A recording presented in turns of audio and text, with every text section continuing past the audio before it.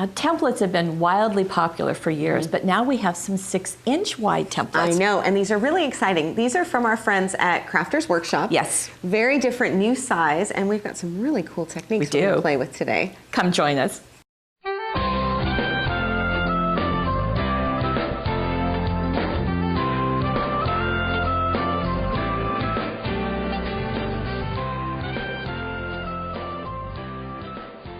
So here's what they look like, or here's what some of them look like.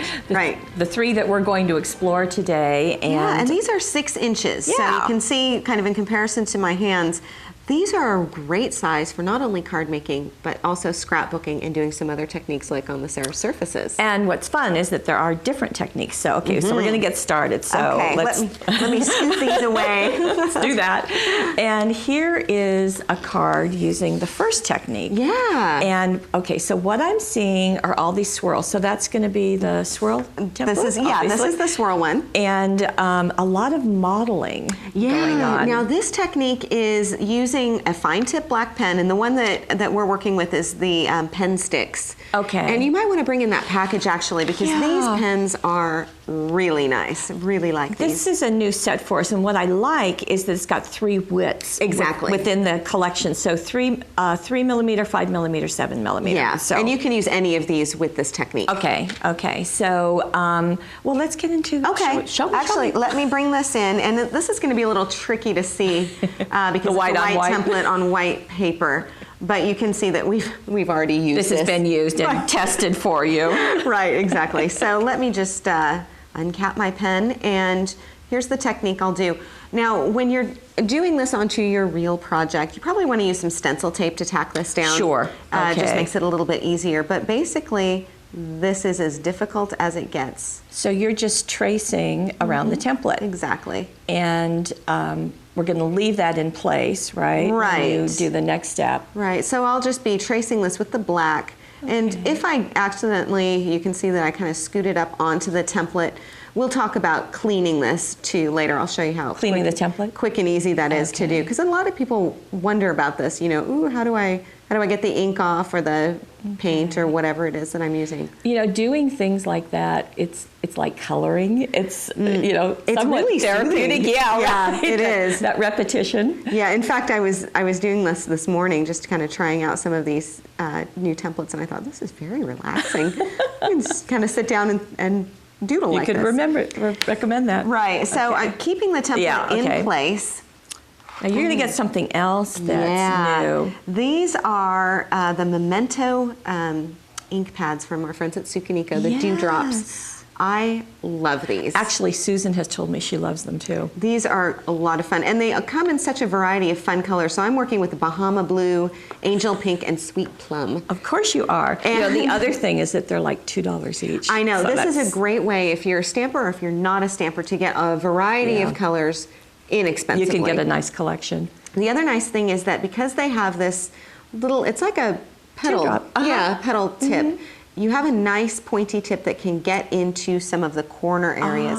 So really all I'm doing here is kind of scrubbing this in. You know, I bet that tip is useful if you're inking edges of things. Oh, definitely. You know, sometimes we talk about getting a Q-tip. Definitely, yeah. And you can see I'm getting it all over the template. Now, really. You wouldn't do it everywhere. You would do it in spots? Yeah, that's what Tess did on this card. So now I've put my Bahama Blue away, and I'm getting my Sweet Plum, and I'm going to add a little bit. And you don't feel silly saying that? No, not at all. Not at all, because I know my friends out there know exactly what I'm talking about.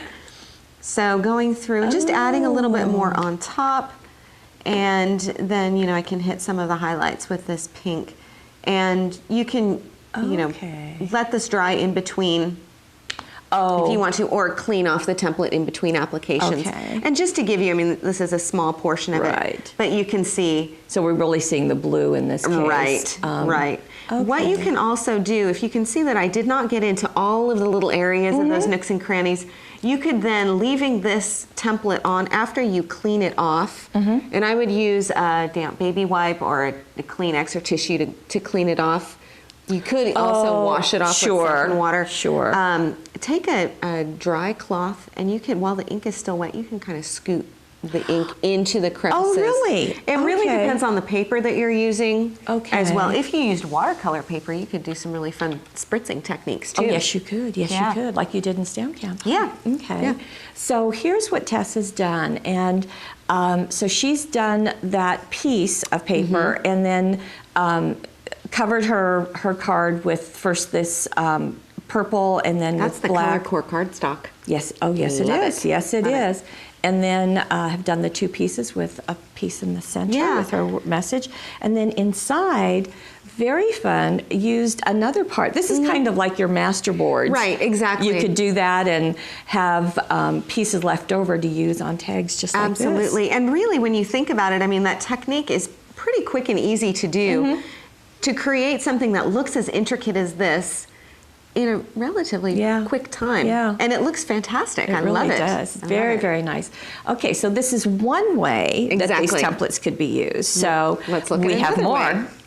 Now here is another finished design, and it's using this flower template. Yeah, it's the Flower Power template. Flower Power, Isn't that cool? obviously. Well, and yet now here it's been used all over. Now this is the 5x11 Sarah Surface album. So it comes plain. Actually, let's see. Yeah, what I'll bring comes this like. in. Okay. This is what it looks like when you get it in your package. And it's a really nice, sturdy bookboard Yes. surface. So you can do a lot of altering techniques with this, which is what I really like about it. And it does come with sheet protectors in it, and then there are refills Right. available too. But here is what Tess has done, and so she's really, this is Flower Power all Yeah, over isn't the that place. cool? And I love the variation. So there's some heavy, distinct images as well as some kind of lighter ones. So it's a Yeah. nice. And then she's done part of it on the album itself, but then some on some paper. Patterned paper. Yeah, patterned Isn't paper. that cool? Very neat. And I love that it's mirroring the same effect over here, but it's just giving a slightly different dimension to it. So very a little nice. bit of visual interest. Okay, so we're gonna see how to do Yeah, this. I'll bring in the album itself. So again, we're working straight onto this. Okay. And again, you probably want to use some of that stencil tape to Yeah. tack this down. Okay, so we'll just do a little section of this. Yeah, do a little Okay. section of it. And I'll be your tape. okay, thank you. Oh, that life was so easy all yes. the time. The other thing is once you do this on one section, because this is a 6x6 template, you can then do all of your work and then scoot And it scoot over it and over, repeat the right. pattern. Okay. But I'm using a stippling brush. Okay. And again, my Memento ink pad. And this ink pad is the rhubarb stock. Okay. Instead of going directly onto the album, I'm going to tap my stippling brush right into that ink. Okay. Now this is going to give you a little different kind of control, I would imagine. Yeah, and I'm pouncing. You can hear me. I can hear you pouncing, yeah. And again, then I'll just re-ink up my stippling brush. Okay. And I have seen people in class who just really swear by this. I Yeah. love this. It's a great technique to kind of have in your workbox of techniques. Okay. Instead of pouncing, you can also, to get into some of those crevices, you can kind of swirl it around. You can use heavy pressure or light pressure. You can combine different colors. Here I'm Kind just of- using the rhubarb, but you could Okay. add more color. So kind of like we did earlier. Exactly.